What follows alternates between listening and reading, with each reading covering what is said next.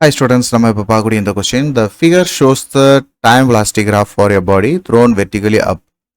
ஒரு ஆப்ஜெக்ட்டுக்கு கிராஃப் வரைஞ்சிருக்கிறாங்க. அதோட மோஷனை வச்சு velocity time graph வரைஞ்சிருக்கிறாங்க. Calculate from the graph the type of motion என்ன, the initial velocity and acceleration, the maximum height attained by the body, after how much time the body will return. So இப்போ நம்மளுக்கு இங்கே கொடுத்துருக்கிற ஒரு vertical மோஷன்ஸை வச்சு நம்மளுக்கு ஒரு graph கொடுத்துருக்குறாங்க இல்லையா. ஸோ இதில் கிராஃபை நம்ம வச்சு பார்க்கும்போது இனிஷியலாக ஒரு 40 மீட்டர் per செகண்ட் ஸ்பீடு கொடுத்துருக்குறாரு. சரிங்களா, இனிஷியலாக அதோடைய வெலாசிட்டி வந்து +40 மீட்டர் per செகண்டுன்னு வச்சுக்கிடும்.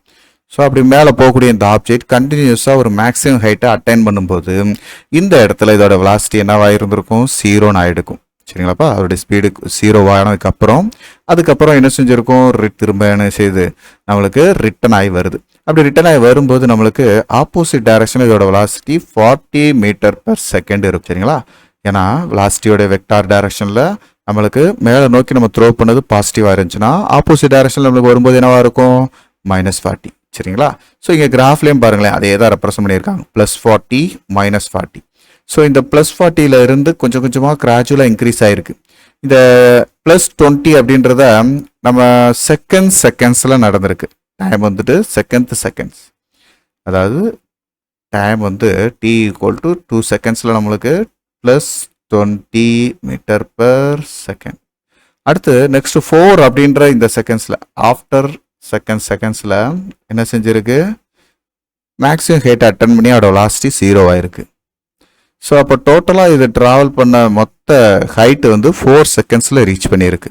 சரிங்களா, மேக்ஸிமம் ஹைட் அப்படின்றது இந்த இடத்துல டிஸ்டன்ஸ்.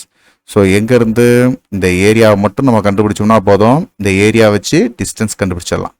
சரிங்களா, ஸோ இதுக்கு இனிஷியல் வெலாசிட்டி கண்டுபிடிக்க சொல்லியிருக்கிறாங்க. இனிஷியல் வெலாசிட்டி வேறு ஒன்றும் இல்லை, +40 மீட்டர் per செகண்ட் சொல்லிடலாம். இனிஷியல் ஆக்சிலரேஷனுக்கு என்ன செய்யணும், ஆக்சுவலாக வெலாசிட்டி டயம் கிராஃப்ல இருந்து ஆக்சிலரேஷன் கண்டுபிடிக்கணும் அப்படின்னம்னா ஸ்லோப் கண்டுபிடிக்கணும். சரிங்களாப்பா, ஸ்லோப்பு.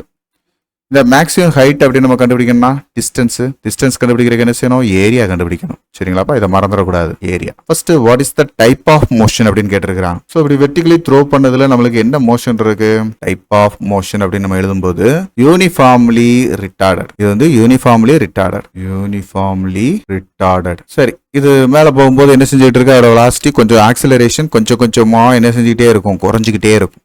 அப்படி குறைஞ்சிக்கிட்டே இருக்குன்ட்டு ஒரு இடத்துல வெலாசிட்டி 0 ஆகுது, திரும்ப அகைன் என்ன செஞ்சுக்கிட்டு இருக்கும், நம்மளுக்கு ஆக்சிலரேஷன் இன்க்ரீஸ் ஆகும். சரிங்களா, ஸோ அப்போ இந்த அப்வர்டு மோஷன் அப்படின்னு பார்க்கும்போது ஃபர்ஸ்ட் எவ்வளவு செகண்ட்ஸ்ல டிராவல் ஆச்சு அப்படின்னு கேட்டோம்னா, மேல மேக்ஸிமம் ஹைட் அட்டன் பண்றதுக்கு மட்டும் நம்மளுக்கு 4 seconds. So upward motion for first 4 seconds. அடுத்து downward motion for next 4 second. இதான் நம்மளுக்கு கிராஃப்ல இங்க கொடுத்துருக்காங்க. சரிங்களா, மேல போறதுக்கு 4 செகண்ட்ஸ், திரும்ப கீழே ரிட்டர்ன் வர்றதுக்கும் மொத்தமா எவ்வளவு செகண்ட்ஸ் ஆயிருக்கு, 4 செகண்ட்ஸ் எடுத்துருக்கு. சரிங்களா, ஸோ இந்த கிராஃப்ல நம்மளுக்கு கொடுத்துருந்ததை நம்ம என்ன செஞ்சுட்டோம், இப்போ மென்ஷன் பண்ணிட்டோம். ஓகே, நெக்ஸ்ட் நம்ம செகண்ட் பார்க்கக்கூடிய கொஸ்டின் என்னது,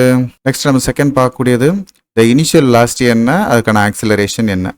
ஸோ இதுக்கான இனிஷியல் வெலாசிட்டி இந்த கிராஃப்லயே நம்மளுக்கு பார்த்தது மாதிரி V1 அப்படின்றத நம்ம 40 மீட்டர் per செகண்ட். சரிங்களாப்பா, இது V1. அப்போ மேக்ஸிமம் ஹைட் அட்டன் பண்ற இந்த இடத்துல இதோட வெலாசிட்டியை V2ன்னு எடுத்துக்கிடும். இந்த வெலாசிட்டி என்னதுப்பா, 0.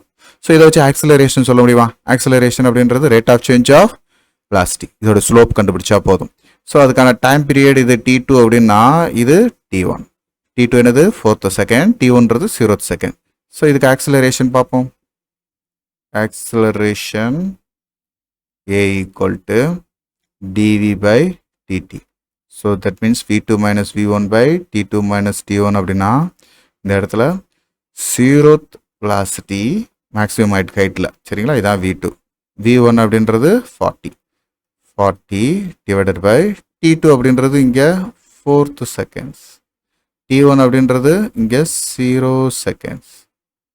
சரியா, அப்போ 4 - 0 -40 divided by 4.